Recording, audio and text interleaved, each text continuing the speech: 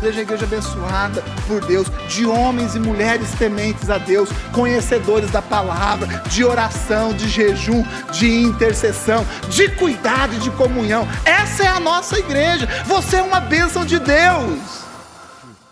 E nós vamos nesse momento ministrar, ler e falar a palavra do Senhor, a palavra que muda a nossa história, a palavra que muda a nossa vida. Então eu convido vocês a abrir comigo a Bíblia em Hebreus, no capítulo de número 12.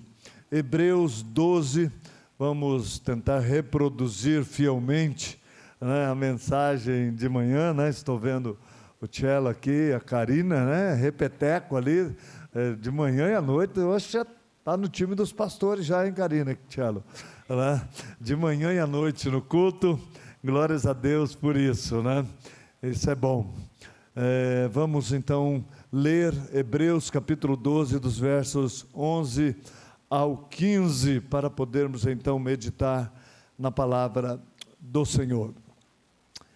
Glórias a Deus. Diz assim a palavra de Deus. Hoje também o pastor Eduardo está ministrando agora à noite lá em São Paulo, no Parque do Carmo, lá na igreja do pastor Serginho e pastora Jane, que são um casal de pastores muito amigos nossos também, assim como o Arnaldo.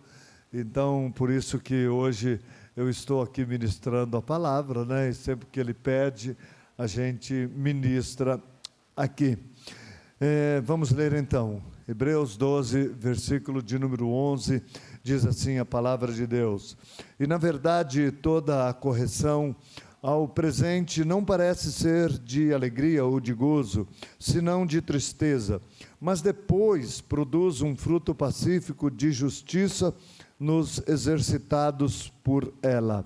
Portanto, tornai a levantar as mãos cansadas e os joelhos desconjuntados, e fazei veredas direitas para os nossos pés, para que o que manqueja não se desvie inteiramente, antes seja sarado. Segui a paz com todos e a santificação, sem a qual ninguém verá o Senhor, tendo cuidado de que ninguém se prive da graça de Deus, e de que nenhuma raiz de amargura brotando vos perturbe, e por ela muitos se contaminem. Amém. Que o Espírito Santo nos direcione e que Ele tenha primazia em nossas vidas, falando aos nossos corações nessa hora. Eu quero ministrar ao coração de vocês com o tema o caminho do aperfeiçoamento, entendendo que Deus, Ele quer nos aperfeiçoar, Ele quer nos restaurar. Nós somos criados perfeitos, o homem foi criado perfeito por Deus, né? O homem foi criado à imagem e semelhança de Deus, e nós perdemos isso, né? Com o pecado isso foi perdido, qualquer semelhança com Deus foi perdida, a imagem de Deus em nós foi desfigurada, nós fomos corrompidos, e fomos nessa vida gerados de uma por uma semente corrompida e corruptível, né? Que se corrompe ao longo do tempo nessa vida. Então, Deus não nos criou para sermos deformados, mas Deus nos criou para sermos parecidos, para sermos iguais a Ele. E a partir do momento que nós então conhecemos a palavra, que a palavra entra no nosso coração, a fé em Deus e em sua palavra é gerada em nossa vida, então começa em nós, nessa caminhada de cristão, do cristão ou de cristianismo, começa um processo de restauração, um processo de aperfeiçoamento, ou seja, nós voltando a ganhar alguma forma de Deus, nos tornando cada dia mais com características da perfeição de Deus em nós, mesmo sendo imperfeitos, nós nessa vida vamos passar por um processo de aperfeiçoamento, e então Deus quer nos aperfeiçoar. E Ele usa situações dessa vida para nos corrigir, para nos disciplinar. A disciplina é uma correção. O objetivo da disciplina é corrigir algo que está errado. Por isso que chama-se correção e disciplina. Então, Deus, Ele usa situações dessa vida e principalmente relacionamentos para poder nos disciplinar, nos corrigir, para que nós, então, continuemos nesse processo de aperfeiçoamento de Deus para as nossas vidas. Então, para nós cristãos, esse mundo é um mundo que prova, né? Ou seja, o mundo é uma escola para nós. Esse mundo que nós vivemos, as lutas que enfrentamos, as decepções que passamos, as frustrações que passamos, tudo isso, toda essa dificuldade imposta a nós nesse mundo, ela é uma escola.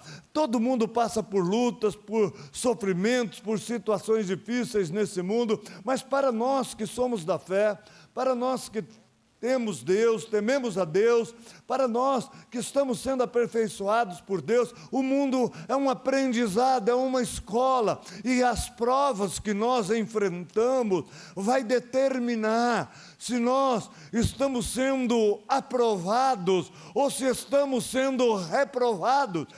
Então nós precisamos entender isso, né?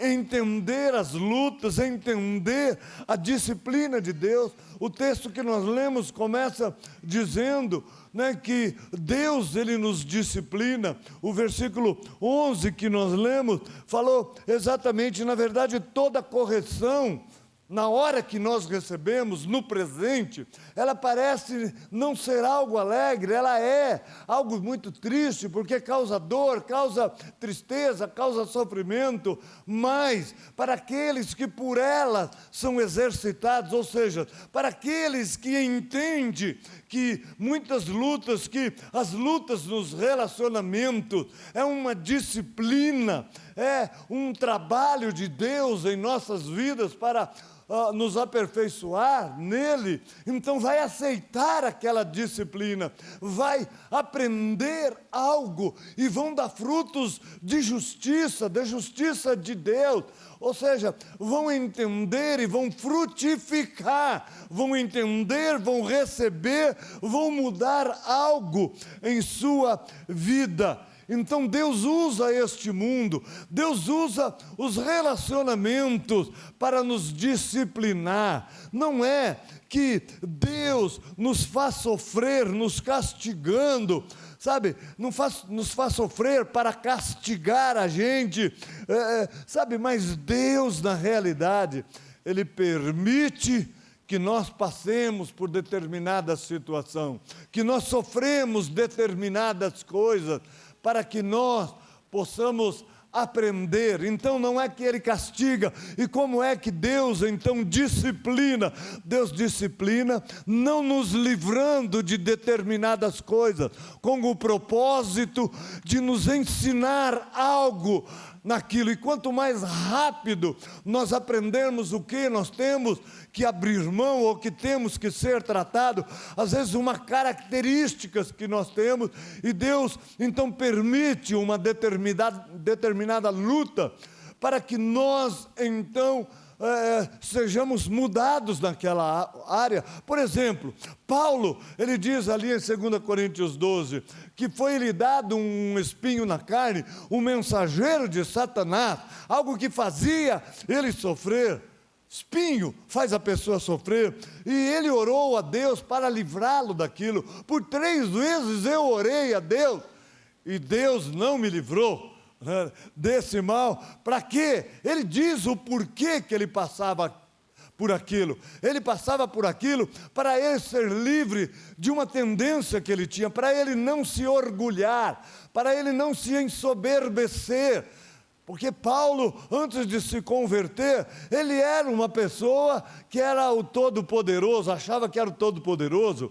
Ele era o cara, ele disciplinava, ele perseguia os religiosos que não eram da religião dele, e até condenava muitas dessas pessoas à morte, como foi o caso de Estevão, que ele condenou à morte por apedrejamento, simplesmente por pregar o Evangelho, pregar a palavra de Deus, crer no Senhor Jesus. Então, as lutas como essa de Paulo, que era o espinho na carne, tinham um propósito, era afastar dele a soberba, o orgulho. Então, eu quero que vocês entendam isso. Nós passamos por lutas, por tribulações e principalmente enfrentamos situações nessa vida, que é Deus permitindo para que nós nos livremos daquilo que não é de Deus, ou seja, Deus nos aperfeiçoando. Se nós entendermos isso, quanto mais rápido nós entendermos, mais rápido nós vamos vencer determinadas lutas. Outras vão ficar para sempre, como o espinho na carne de Paulo, porque Paulo tinha essa tendência de orgulho e de soberba. Mas em muitas outras áreas Paulo foi tratado, em muitas outras áreas nós somos por Deus tratados também. Então precisamos entender a disciplina de Deus sobre nossas vidas. Por quê? Porque Deus tem objetivo para nós. Deus tem objetivo para mim, Deus tem objetivo para você, que faz parte ou que é a igreja do Senhor Jesus. Sabe, Ele quer que nós sejamos mais parecidos com o Senhor Jesus. A palavra de Deus diz isso em Efésios capítulo 4, 11, diz que Deus, Ele colocou sobre nós líderes, pastores, pastores está mais lá embaixo, né? Mas Ele colocou apóstolos, profetas, apóstolos, evangelistas, mestres e pastores, para o nosso aperfeiçoamento. Em Efésios 4:11 diz isso, aí fala que para a obra do ministério, para a gente se envolver com a obra, com a igreja do Senhor Jesus. Mas no versículo 3 diz o objetivo, sabe, o objetivo é que todos cheguemos à unidade da fé, e o objetivo final, a estatura do varão perfeito em Cristo. Então qual que é o objetivo de Deus? Aperfeiçoar a igreja e deixar cada um de nós que temos fé, que somos a igreja, mais parecidos com o Senhor Jesus. Esse então é o objetivo de Deus, permitir que nós estejamos nessa vida, é tirar de nós aquilo que impede de nós sermos mais parecidos com Ele, nós termos um pouco pelo menos da imagem dele. Então veja, a palavra de Deus chega a comparar a nossa fé ao ouro provado pelo fogo. Para que o ouro passa pelo fogo? Para que a prata passa pelo fogo?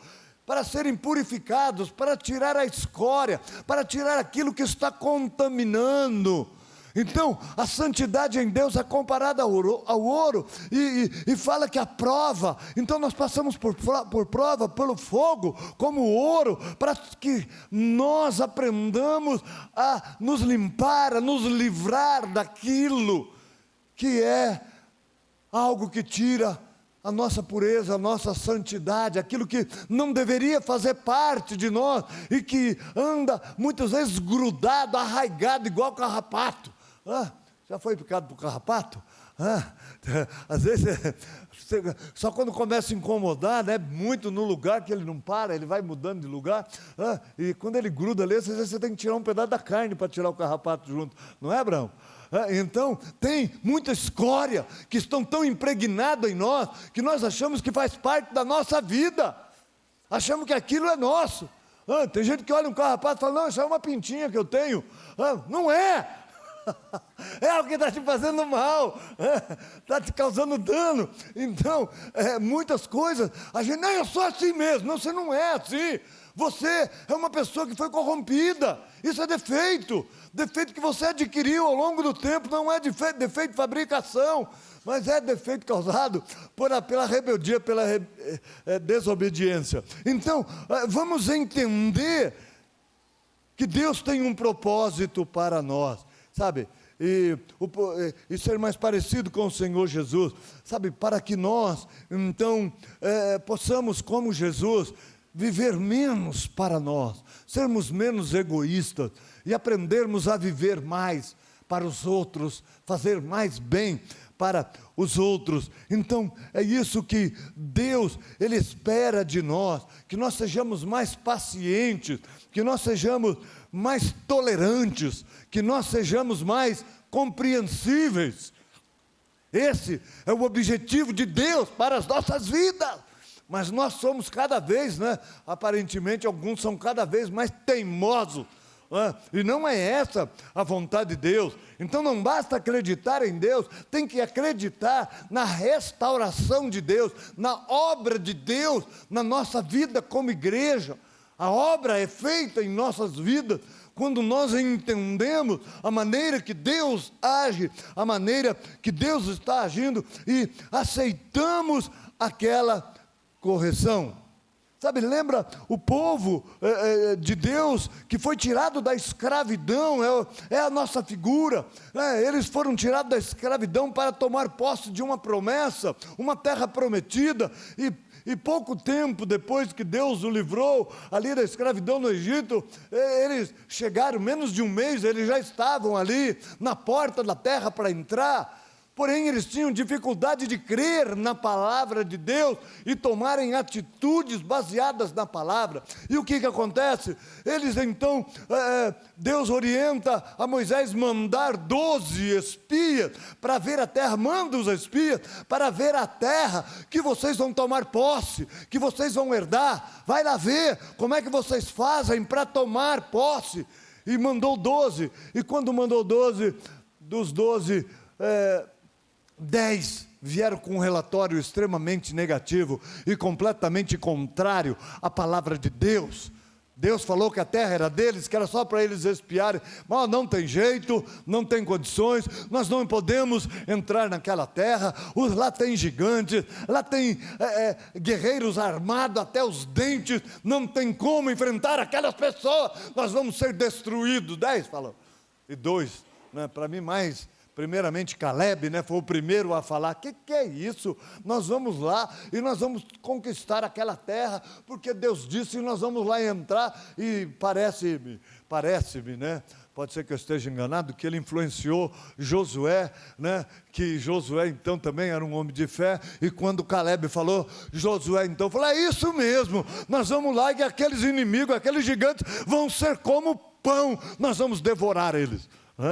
Vai ser como pão para nós vamos devorar e vamos tomar posse da nossa terra. Porém, amados, aí a porcentagem, se você for ver, de 10, de 12, 10 contra, e inflamou a multidão, isso aí simboliza mais ou menos a igreja, somente 17, 18%, eu não fiz o cálculo, que continuei sem fazer, mas não chega a 20%, mas aí uns 16 a 18% das pessoas é que realmente creram na palavra, e eu creio que foi naquele povo, tiveram alguns ali que ficaram do lado de Josué e de Caleb, evidentemente, e eu creio que na igreja também é assim, a maioria não se apegam à palavra, se prendem às circunstâncias, e isso, Deus, Ele quer nos ensinar. É isso, Deus quer ensinar que nós muitas vezes precisamos de tratamento. E aí o que aconteceu? O povo então não pôde tomar posse daquela terra naquele momento, daquela promessa. E o que aconteceu? Eles tiveram que caminhar em círculo, e eles andaram em círculo pelo deserto durante 40 anos, até que toda aquela geração de guerreiros, de lutadores naquela idade, morresse acima de 30 anos lá, os valentes lá morresse, e somente ficou vivo daquela turma Josué e Caleb, então os demais todos morreram, e aí então eles foram tratados porque eram amargurados, eram murmuradores, e Deus então foi tratando, até que eles pudessem entrar na terra prometida. Então nós precisamos receber logo o tratamento, amado, sabe, nós precisamos nos apegar à palavra do nosso Deus. Então Deus tem um objetivo, que nós possamos mudar e tirar tudo aquilo que tem atrapalhado a obra de Deus ser feita em nossa vida. E eu digo, amados, nós estamos nesse tempo falando de comunhão. Esse ano aí foi declarado aí ser o ano da comunhão. E por tudo isso que eu estou falando, por esse tratamento, por essa disciplina, a comunhão, ela é fundamental para o nosso aperfeiçoamento. Sem comunhão não há aperfeiçoamento, ela é fundamental. É no relacionamento que nós vamos ser aperfeiçoados. Algumas pessoas, alguns do nosso meio, vão ser para nós consolo, vão ser suporte, são aqueles que vão nos suportar, sabe? São pessoas que vão nos ouvir e mostrar como superar as lutas que nós temos nos relacionamentos. Quantos filhos que vêm se aconselhar com a gente ou com outros líderes, que está com problema de relacionamento com os pais, está querendo sair de casa e vem conversar, e a gente vai ensinar. Quantos casais querendo se separar, vêm conversar, buscar uma direção para uma dificuldade no relacionamento, querendo desistir de tudo, jogar tudo para o ar. Quantas pessoas, hoje tem jovem que quer casar para sair de casa, e muitos vêm se aconselhar, eu preciso sair de casa, eu vou casar, mas você ama, não, mas eu preciso, mas eu gosto, mas eu vou amar. Então quantas situações, quantas pessoas querendo deixar o emprego, porque afinal de contas lá é uma perseguição, mas é isso, aquilo, não entende a necessidade que nós temos, e vem conversar com a gente ou com outros líderes, e tem esses líderes então que são consolo. A pessoa, ela muitas vezes, o consolo, ela está sem ambiente, ela está sem saber o que fazer, e ela precisa de um suporte, ela precisa de um chão, porque o consolo é a palavra conforto. Ela está desconfortável numa situação, e ela vem buscar esse conforto, e as pessoas, muitas vezes, o líder tem essas pessoas, tem esses irmãos, tem esses na igreja do Senhor Jesus, que são o consolo, e é uma parte tão importante na igreja do Senhor. Porém, outros são a prova. Você tem o consolo, tem a prova, sabe? Aqueles que são usados para nos aperfeiçoar, nos irritando, e às vezes até nos ofendendo, nos perturbando. Mas isso faz parte da comunhão. Eu digo, todos nós somos consolo, mas também somos prova na vida da pessoa. O que caracteriza a sua vida? O que você acha que você é mais? Consolo ou prova? Na vida de determinada pessoa a gente é prova. Sabe, eu digo, até eu busco ser o consolo na vida das pessoas, mas de vez em quando, gente, eu sou prova para alguns. De vez em quando eu não sou fraco não, né? É igual, já viu aquele chuveiro gostoso num dia de frio, aquele chuveiro quentinho, mas tem um vazamento no cano assim, antes de passar pela resistência, que é um pinguinho gelado. Então você está lá naquele gostoso, de repente, pim! Você tem que suportar aquele pinguinho fino para desfrutar de um banho completo, né? E muita gente é assim, ela é o consolo, mas sabe o que evidencia nela? É a característica do consolo. Mas ainda, esse consolador, esse cristão, está sendo tratado, está sendo aperfeiçoado também. Todos nós, enquanto estivermos nessa vida, é um desafio para nós chegarmos à estatura do varão perfeito. Deus colocou um objetivo que nenhum de nós vai alcançar nessa vida, para que nós entendamos que nós sempre precisamos melhorar. Aquele que fala, eu já estou bom, eu sou legalzinho, eu já sou perfeito. Não existe ninguém perfeito. Todos nós estamos em aperfeiçoamento. O que eu pergunto é: que estágio do aperfeiçoamento você está? Você é muito mais consolo do que prova? Ou você é mais prova do que consolo? Ou você ainda é meio a meio?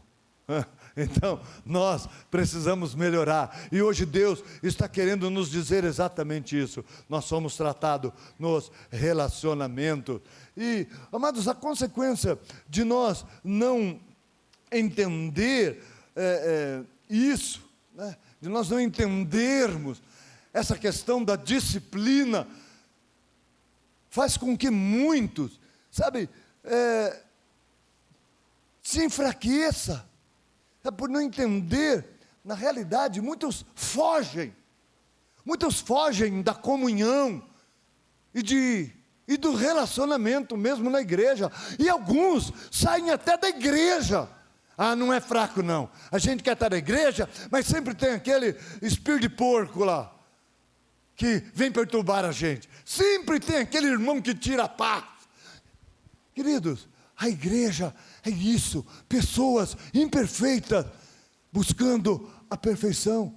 Todo mundo, se entender a disciplina, vai aceitar, e vai mudar, e vai saindo aquilo que não presta dela, mas muitos vivem fugindo, e entra, sabe, em uma situação que ela não pode ser aperfeiçoada, porque por fugir de relacionamentos de comunhão, alguns até sair da igreja, saem até da igreja, e essas pessoas que tomam essa atitude, de não querer participar, eu evito participar desse negócio de comunhão, para evitar problema, porque eu sempre fico chateado e magoado. Ao invés de ficar chateado e magoado, aprenda a ser transformado, amado. Aprenda que Deus está querendo te disciplinar em alguma área, e essas pessoas, amados, que fogem disso, elas até acreditam na palavra, mas elas nunca serão tratadas, elas nunca serão aperfeiçoadas por Deus.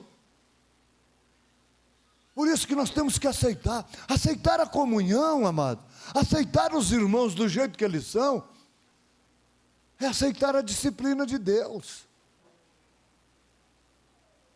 Se você não aceita a disciplina, se você prefere ficar longe do meio dos cristãos, você nunca vai ver então a vontade de Deus cumprida em sua vida. Veja aí em Hebreus 12, no versículo 7 e 8, Deus falando acerca disso que eu estou falando, dessa disciplina. O que acontece com quem não aceita essa disciplina? Olha, versículo 7 de Hebreus 12: se suportais a correção, Deus vos trata como filhos, porque que filho há a quem o pai não corrija, não discipline? Mas, se estáis sem disciplina, da qual todos são feitos participantes, sois então bastardos e não filhos. Uma pessoa que não aceita a disciplina, ela pode crer em Deus, ela pode até ter contato com o Pai, mas ela não é filho. É filho quem aceita a disciplina, quem aceita a correção, quem aceita os métodos que o Pai usa. É isso que diz a palavra de Deus aqui. Então, quem é você? Você é filho ou você é bastardo? Você vai passar por lutas de relacionamento. Você que está aqui nessa igreja, você que é casado, você que é pai, você que tem os seus pais, você que é filho, você vai passar por lutas. Você vai passar por decepção, vai enfrentar situações dos relacionamentos, e você vai entender da maneira que você quiser, ou da maneira que Deus quer que você entenda. Amados, a consequência de não entender a disciplina é o enfraquecimento e o desânimo espiritual. Quando a gente olha aí no versículo 12, é uma sequência aí, está falando de disciplina, vai falar que nós não podemos ficar sem disciplina, tudo, e aí chega aí no versículo 12, vai dizer, portanto, torne a levantar as mãos cansadas e os joelhos desconjuntados. Sabe o que está? Qual que é essa figura aí? É de uma pessoa enfraquecida. E a figura que me vem à mente é a figura de um lutador de boxe. Um lutador de boxe que já levou tanta pancada, tanta burdoada, que ele já está enfraquecido. Ele baixou a guarda assim, ó. Ele já está assim, ó. lutador de boxe está ali, ó. Joelho conjuntado. Só está esperando o golpe de misericórdia. O cara olha para aquele cara, sem guarda, sem nada. Ele só faz assim, ó. Tum! Quase que eu me nocauteei aqui. Só está esperando isso. E uma pessoa que não atenta para a palavra, logo, logo ela vai ser nocauteada, amados. Por isso que lá na frente vai dizer, para aquele que manca, que está mancando, não se desvie totalmente, ou seja, sair completamente da presença de Deus. Aí no versículo 13, vai terminar assim, ó. Fazei veredas direitas para os vossos pés, para que o que manqueja se não desvie inteiramente. Ou seja, a pessoa já está enfraquecida, já está lá, sem a guarda. Mas antes de falar desse versículo 13, sabe, vamos ver aí primeiro os mãos levantadas, né? O que é a mão levantada? Eu usei a figura de um lutador de boxe. Primeira coisa que é a mão levantada é a mão de quem é vitorioso. Está lá os dois lá, o juiz está lá segurando a mão de um e de outro. Aí ele vai pegar o vitorioso, vai levantar a mão do vitorioso, né? Vai pôr a mão dele para cima. Oh, eu venci, eu sou vencedor. Então, a primeira coisa é a mão da vitória. Mão para o ar é a mão da vitória. Sabe, o que é? Levantar, tornar a levantar pessoas que já tiveram com as mãos para cima, mas que agora estão desfalecidos, que não entendendo as dificuldades dos relacionamentos e que não aprendendo segundo Deus gostaria que ele aprendesse, que ao invés de enfraquecer-se espiritualmente, se fortalecesse em Deus, eles baixaram a guarda. Também levantar as mãos é voltar a levantar a guarda e voltar para a luta, é voltar para a batalha, é voltar para a luta, porque quando está assim, está esperando ser nocauteado. Agora quando levanta aqui a guarda, sabe, e fortalece o joelho, já começa até a dar os pulinhos assim, ó, e de vez em quando dá até um direto. Então, isso é para se proteger. Levanta, sabe, a mão da proteção, a mão do combate. Volte para a guerra, volte para a batalha, sabe? Então entenda a disciplina e não se entregue, porque Deus está tirando a escória. Fala, não, Deus, eu entendo, eu vou melhorar no meu relacionamento, eu vou ser mais perdoador, eu vou ser mais tolerante, eu vou ser mais paciente com as pessoas, eu vou ser mais parecido com Jesus. Então, levante aqui, ó, volte para a batalha. Nós vamos nesse mundo apanhar, mas vamos ser pessoas que aprovada, passa na prova, não seja reprovada, mas aprovada. Cada prova que vem, amados, é um estágio que você vai avançando, que você vai subindo em Deus. Se você aprende e vai tirando as escórias, vai deixando de lado aquilo que não é de Deus, aquela ira, aquela vingança, vai deixando de lado isso. Então, vamos entender, irmãos, então é a mão da proteção da luta, é a mão da conquista, da vitória, é as mãos levantadas, entendam isso. É também a mão da proteção, amados, proteção da sua família, dos seus queridos, sabe? Casa está passando por grande luta, ao invés de chegar em casa assim, a coisa é difícil, perdi o emprego, meu Deus, e aí todo mundo, acabou nossas férias, aí todo mundo começa a chorar. Não, queridos, nós estamos passando por luta. Levanta aí, por favor, Rogner e Jô, o casal, né? É a mão da família, vem aqui no meio. Está aqui meus filhos, Rogner e Jô. Então, a mão, o pai ou a mãe, aquele que tem mais fé, aquele que é mais guerreiro, sabe, chega e fala, não, nós não vamos nos render, vem aqui. As lutas estão grandes, mas eu estou com você, nós estamos juntos, eu estarei protegendo, eu vou batalhar, eu vou lutar, e logo, logo eu vou conseguir algo, e nós vamos ver a situação mudada. Não temam, eu estou aqui com vocês, nós estamos juntos. Amém? Amém. Glórias a Deus. Pode sentar, obrigado, João e Wagner.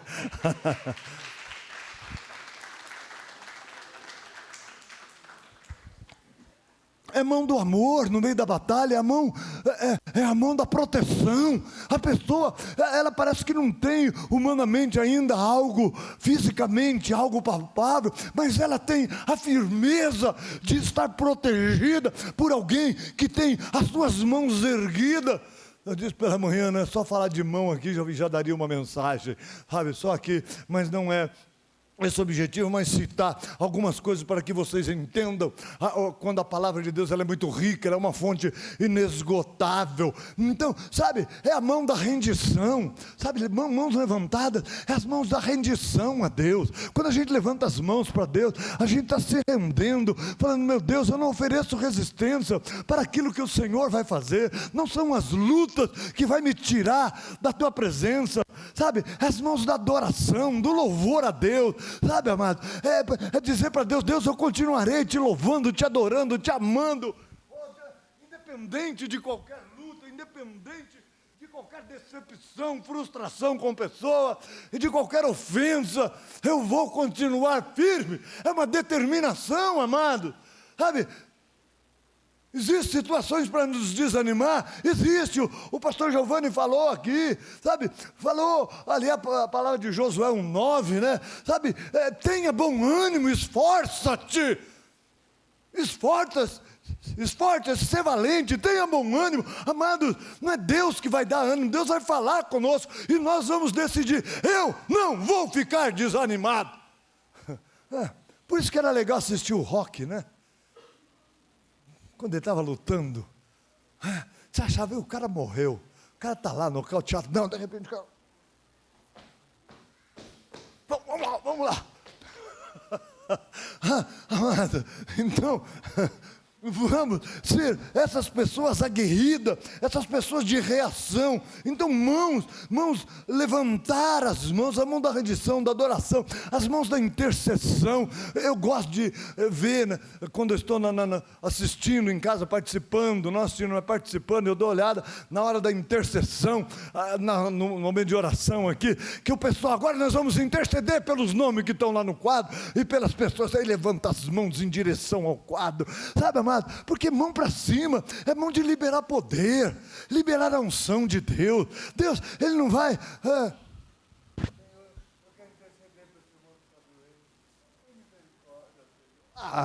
Deus é um Deus de vitorioso, de animado, de guerreiro. Não é? Deus não vai ficar com dó da pessoa, não, amado. Deus não tem dó das pessoas, não é isso. Esse sentimento não tem Deus. Em Deus, Deus é misericordioso, é gracioso, é bondoso. Mas não dó. Eu vou abençoar aquela pessoa que eu estou com uma dó dela. Não, então, pare. Giovanni falou, alguém, como é que é? Gosta de ficar doente? Não. Alguém é mole aí para doença? Sabe por quê? A gente gosta dos outros ficar com dó da gente. Eu sei, porque eu já fiz isso. Eu só falo aquilo que eu tenho experiência. Coitadinho. Aí você vai aquela carinha assim, mas não é nada não. Não precisava. Então, sabe, mas Deus não tem dó da gente, não é isso, a gente que pensa, Deus, olha a luta que eu estou passando, Senhor. Deus está falando, você está passando por que é? Eu já conquistei tudo na cruz do Calvário, é só você espantar esse inimigo, esse espírito aí de moleza, de preguiça, manda embora, reaja, mova-se. Tenha bom ânimo, esforça-te, ser valente, tenha bom ânimo. É isso, amado. Então, sabe, vamos entender a nossa posição de mãos, levantar as mãos de intercessão. É a mão do impulso, do equilíbrio. Você já viu? Alguém vai caminhar. Está fazendo caminhada. Gente, caminhada tem que ter mão.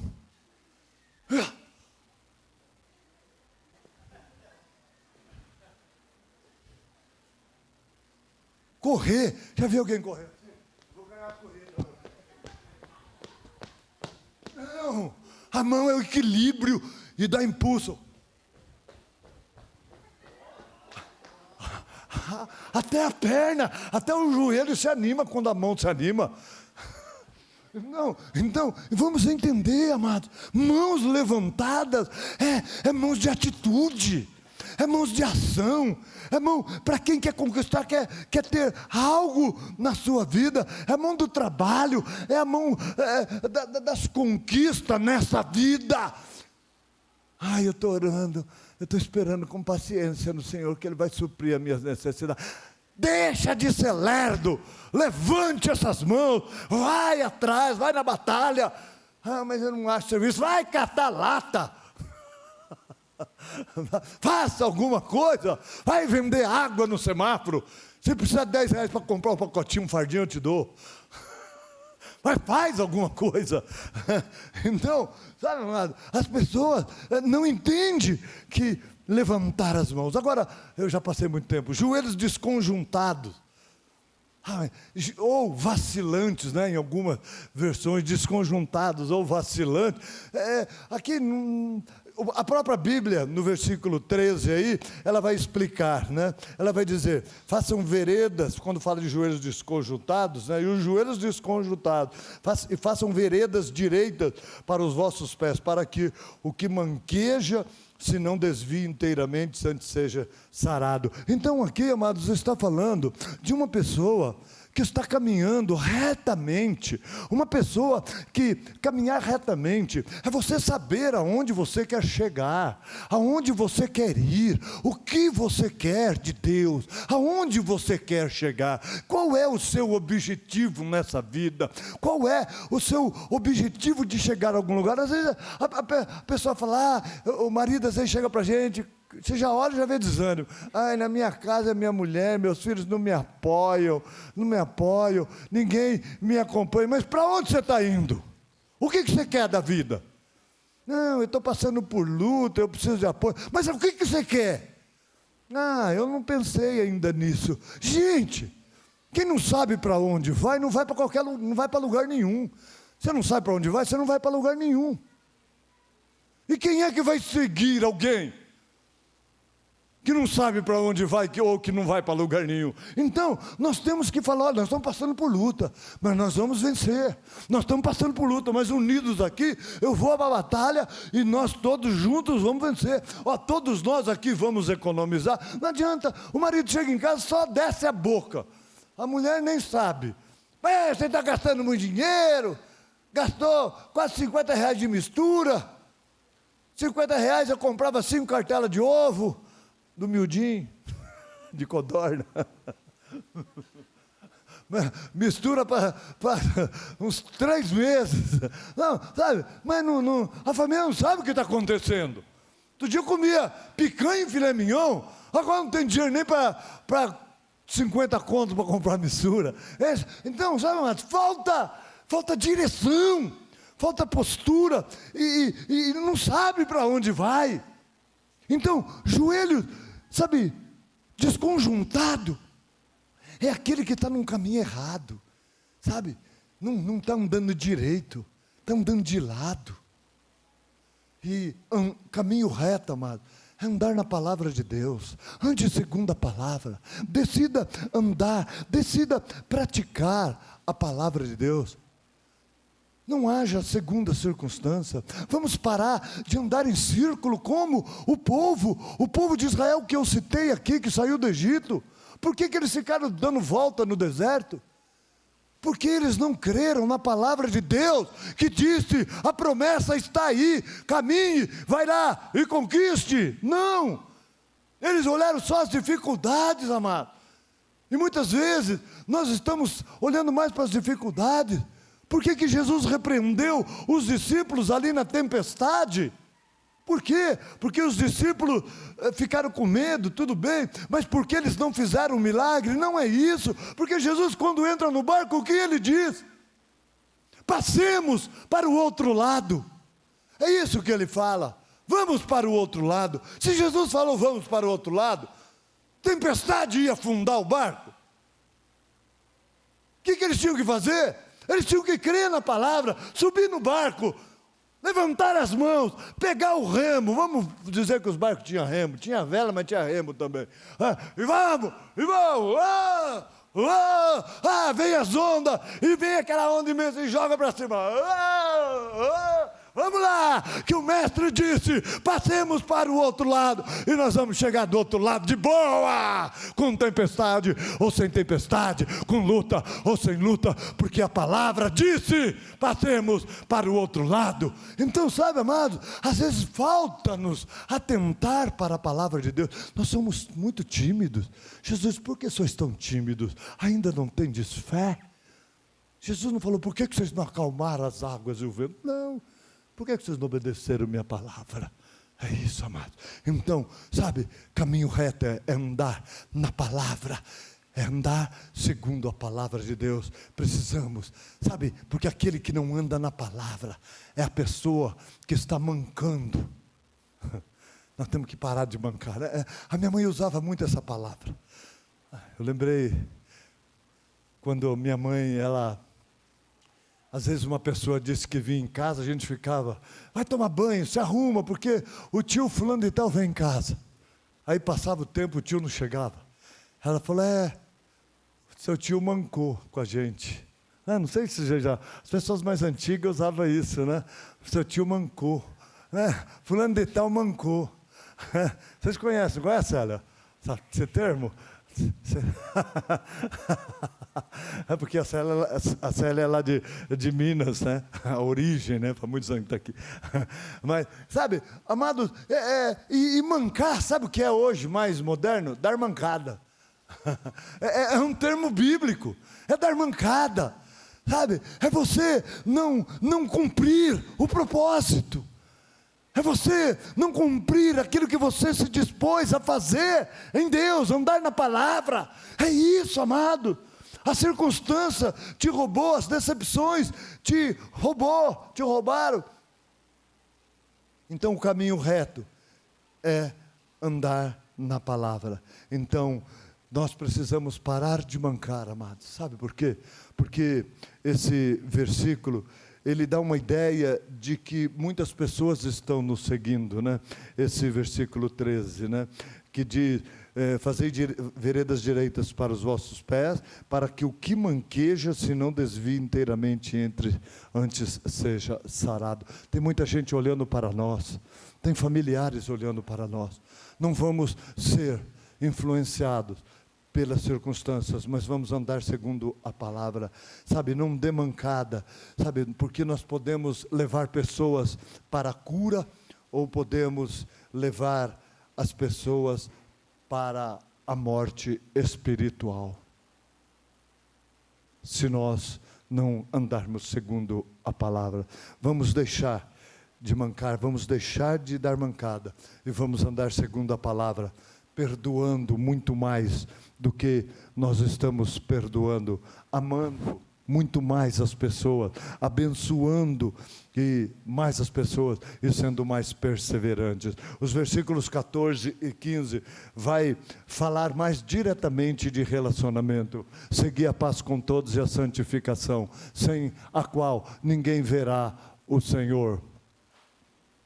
Tendo cuidado de que ninguém se prive da graça de Deus e de que nenhuma raiz de amargura brotando vos perturbe e por ela muitos se contamine. Amados, aí fala de relacionamento, fala de ter paz com todos. Escuta, a palavra de Deus está falando de ter paz com todos, até aqueles que declaram guerra contra você.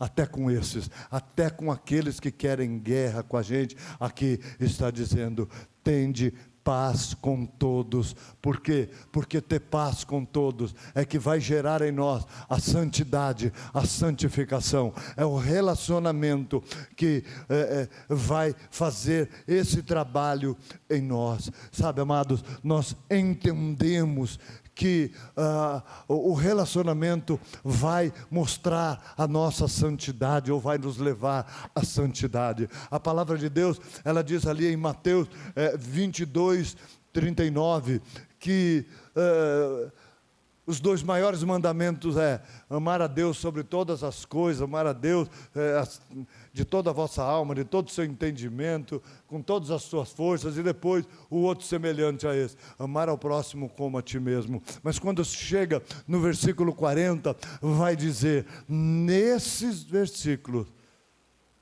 está toda a lei e os profetas.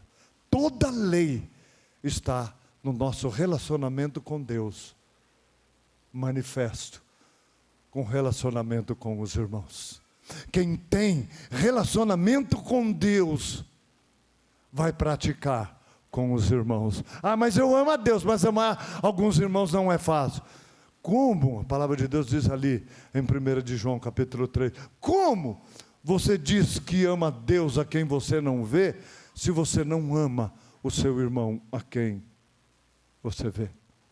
Então, nós temos relacionamento com Deus, espiritualmente, mas nessa vida, nós demonstramos, nós praticamos, é com as pessoas que estão à nossa volta. Está aí na palavra de Deus. Então, a santidade é você praticar o amor, é você amar as pessoas, é você ter um relacionamento vindo de Deus com as pessoas. Então, vamos entender, nós somos santificados ou contaminados nos relacionamentos. Nós santificamos as pessoas ou nós contaminamos as pessoas nos relacionamentos. Entendam isso, porque no seu relacionamento com Deus, você vai praticar com o seu irmão. Busque sempre a paz, não aceite a briga, e será santificado. Os 2 aqui são ligados, tem de paz com todos, e a santificação, sem a qual ninguém verá o Senhor. Então, nós temos que lutar por essa paz, sabe, amados, é lógico, tem irmão, eu entendo, tem alguém que está pensando em algum irmão aí, que é fera, né, que quer acabar com a gente, sabe, só falta devorar. E hoje de manhã eu lembrei de uma piadinha, né, de muitos anos atrás, que do irmão e da onça, né? O irmão que foi passear na mata e começou a entrar mata dentro e na floresta lá, entrou, e quando chegou numa determinada posição, ele olhou assim e viu uma onça olhando para ele, o zoião estalado para ele, e ele então vendo aquela onça, a primeira atitude dele foi bater perna, correu, aí chegou no lugar, era uma pedra muito grande, ele não tinha para onde sair, a onça começou a vir, ele levantou as mãos, cheio, lembrou que ele era crente, eu te repreendo, em nome de Jesus, Deus disse que nenhum mal me alcançaria, nenhum mal me tocaria nessa vida, por isso está repreendido, Deus é o Deus que fecha a boca dos leões. E aí a onça ficou parada assim, o zoião arregalado para ele. E aí ele parou de orar, a onça falou, acabou? Levantou a patinha para cima e disse, Senhor, muito obrigado por essa refeição que o Senhor está me dando nesta hora, eu abençoo. Então, veja, essa era uma onça crente, e tem muitas onças crente, leão crente por aí, que a gente tem que enfrentar, sabe, são irmãos que parece que vão nos devorar, parece que a gente é o almoço deles, como os gigantes eram o almoço lá de Josué, na palavra. Então, vamos entender que existem situações assim, tem crente que é meio esquisitão e meio nervoso mesmo, mas nós temos que entender que esses são tratamento para a nossa vida. Hoje de manhã também eu lembrei do pastor Edmilson, que ele contou de um caso que eu não sei se é uma história ou se era verdade lá na igreja dele, que ele disse que, ele falou que foi algo que aconteceu, que o irmão pegou aquele versículo e foi falar, né, João 3,16, porque Deus amou o mundo de tal maneira que deu seu Filho unigênito, para que todo aquele que nele crê não pereça, mas tenha a vida eterna. E o irmão então foi pregar, e aonde está pereça, o irmão entendeu pareça, né? Então o irmão começou a falar, então irmão, sabe, aqui na igreja, o diácono, o diácono, não falei diácono, falei diácono. O diácono fulano de tal, olha, ele é um irmão grosso, ele é estúpido, ele é sem educação. Mas, irmãos, não parece, mas ele tem a vida eterna, ele é salvo, ele é crente. Aquela irmã, meu Deus, aquela irmã fulano de tal, ela é fofoqueira, ela fala mal da gente, ela fala mal de todo mundo. Irmão, não parece, mas ela tem a vida eterna, ela é crente. Então, irmão, tem muito crente que não parece, mas tem, é salvo, é crente. Então vamos ter paciência, porque também eles estão sendo tratados e não vão nos devorar, os irmãos onça, as irmãs onça e os irmãos leões. Então, sabe, amado, lembre-se que isso tudo que eu estou falando está escrito aí, só é possível se nós estivermos cheios da graça de Deus. Todo mundo quer desfrutar da graça de Deus, que deu seu Filho para morrer no nosso lugar, mas não quer ser cheio da graça, agir pela graça. Se nós somos cheios do amor de Deus, nós somos cheios da graça de Deus, e nós temos que agir pela graça com as pessoas, senão nós não vamos conseguir praticar isso, amado. E eu quero dizer que foi isso que Deus disse na sua palavra, quando Paulo orou para ser livre de determinados irmãos, que eram verdadeiros enviados de Satanás, que faziam ele sofrer, que era um espinho na carne. O que Deus diz? A minha graça te é suficiente, a minha graça te basta. Encha-se do amor de Deus, porque o amor vai fluir pela graça. E saiba, graça é dar aos outros aquilo que eles não merecem. Então vamos ser cheios desta graça. Busque sempre se encher e fluir da graça. Não espere graça de quem não tem, de quem é vingativo, de quem é legalista. Nós muitas vezes estamos esperando que as pessoas tenham graça e misericórdia, e elas são cruéis. Não, quem tem graça suficiente é Deus. E mesmo que as pessoas não tenham e não hajam por graça, com graça e misericórdia conosco, eu quero dizer, Deus disse para Paulo e diz para nós: a minha graça é suficiente para você agir pela graça. E aqui ele diz mais: não prive, que ninguém seja privado da graça de Deus. Não saia da graça por causa das ofensas. Quando te ofenderem, quando te machucarem, quando te decepcionarem, encha-se, mergulhe no amor e na graça de Deus. E também, assim como você não pode se privar, não prive os outros da graça. Haja pela graça, fica calado, sabe? Não espere a pessoa merecer uma atitude boa, uma atitude de Deus da tua parte. Não espere ela merecer, porque quem vai precisar da graça de Deus são aqueles que merecem muitas vezes uma ofensa, aqueles que merecem até mais, um tapa na cara, ou um murro na cara, ou uma rasteira. Aqueles que merecem isso é que precisam da graça. Não prive, que ninguém seja privado da graça de Deus. Não deixe de fluir na graça. Então saiba disso e não seja enganado. Seja uma pessoa graciosa, flua no amor, e não permita que nenhuma raiz de amargura brote em você, amado. A raiz de amargura são situações que nós permitimos, situações que nos ofenderam, e nós permitimos que fique alojada dentro de nós. Nós recebemos aquilo, não lutamos espiritualmente, não colocamos nas mãos de Deus, fica lá, aquela raiz lá dentro, mas aquilo vai começar a nos perturbar se nós não tratarmos dela, sabe? Nós vamos ficar perturbados. E sabe o que faz uma pessoa perturbada por uma ofensa?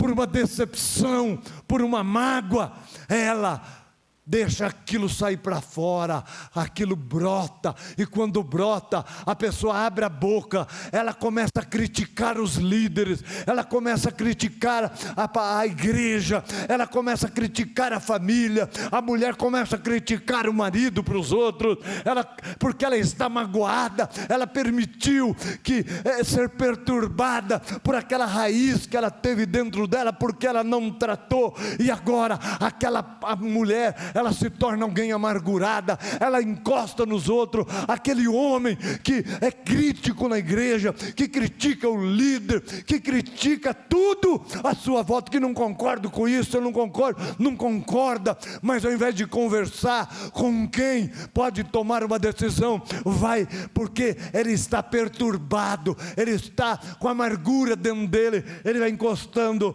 no outro, e ele vai contaminando as pessoas, porque a amargura, esse irmão amargo, cheio de amargura, vai amargurar o outro, que esse outro vai atrair outro. Cuidado com essas rodas de apedrejadores, cuidado, amado, de irmãos que não resolvem nada, mas critica tudo, mulheres, irmãs, que não resolvem nada, mas critica tudo. Fuja da aparência do mal, isso não é de Deus.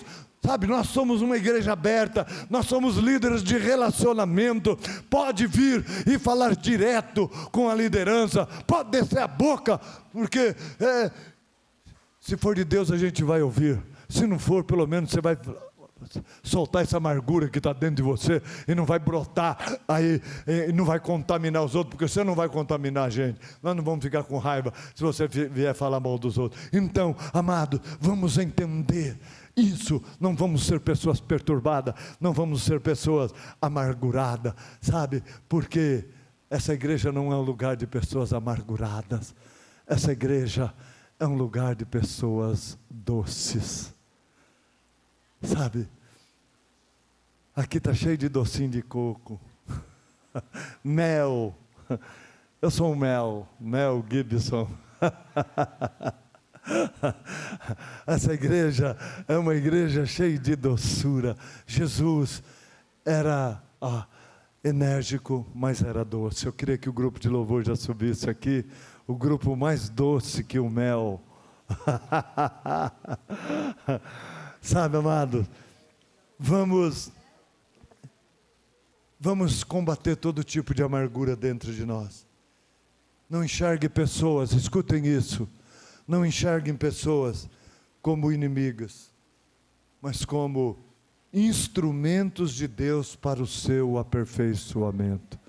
Não fuja da comunhão, trate das ofensas, das decepções, entenda isso, entenda o que Deus usa para nos disciplinar, busque a Deus com o coração puro, e encha-se do amor e da graça de Deus, que as pessoas, que o seu próximo, as pessoas que estão próximas a você, não vejam amargura em você.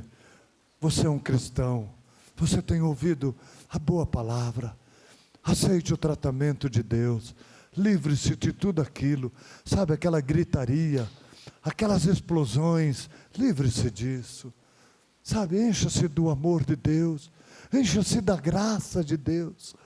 Deixa a graça de Deus fazer diferença na sua vida. Decida ser uma pessoa graciosa. Decida tratar melhor as pessoas que Deus permitiu que estivessem ao seu lado. Vai ter momento que nós vamos nos irar, sim. Mas a palavra de Deus diz: irai-vos, mas não pequeis. Conserte logo a situação. Não se ponha o sol sobre a vossa ira. Às vezes nós explodimos, mas, amados, não convém. Logo, busque a presença de Deus, corra para Deus, vai, se conserte. Ai, mas eu vou pedir perdão quantas vezes for necessário, sabe, não vamos ficar adoecidos, não vamos ficar mancando, não vamos perder o rumo, não vamos perder o vigor. As pessoas estavam enfraquecidas, sabe por quê? Porque elas estavam sendo disciplinadas por Deus. que estava usando pessoas para discipliná-las. E elas se enfraqueceram porque não aceitavam tanta ofensa, não aceitavam tanta injustiça. Queridos, a graça de Deus está disponível neste lugar. E Ele disse: a minha graça te basta. Não espere graça da onde não tem graça. Não espere graça deste mundo, das pessoas que são vingativas, porque elas são legalistas. Você não merece, não vou te dar mais nada. Não. Isso é lei, isso é vingança. Nós damos porque nós recebemos de graça a vida de Jesus. Quando eu estou tão decepcionado com alguém, eu olho para Jesus. Esses dias eu estava tão chateado, aconteceu algo e eu fiquei chateado com vários líderes aqui, e eu fiquei triste, não falei nada. Falei para minha esposa: eu vou viajar uns dias. Para onde você vai? Eu falei: olha, eu nem sei direito, talvez eu vá para tal lugar, talvez eu vou para lugar, eu vou sair. Saí, passei na casa de Samuel, da Lúcia, e fui. Meu filho viu que eu tinha saído, perguntou para minha esposa: onde o pai estava? Ela falou: não sei. Para o André, né? Não sei. Ele falou: mãe, o pai foi comprar cigarro. Aquelas histórias, né? Meu marido saiu para comprar cigarro e nunca mais voltou. O pai foi comprar cigarro e não voltou mais, mas...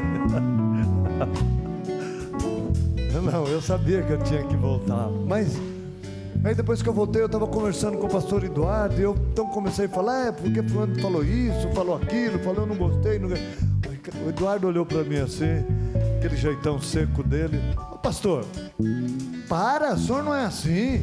Para de ficar preocupado e preso naquilo que falou, naquilo que não falou. Esquece isso. Eu olhei para ele: é isso mesmo.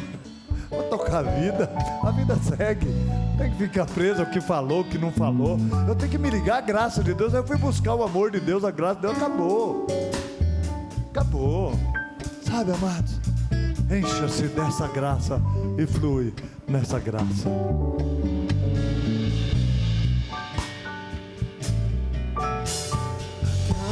Desce das alturas e vem com medite um pouco nessa palavra. Lavando as vestes, removendo as Pensa manchas.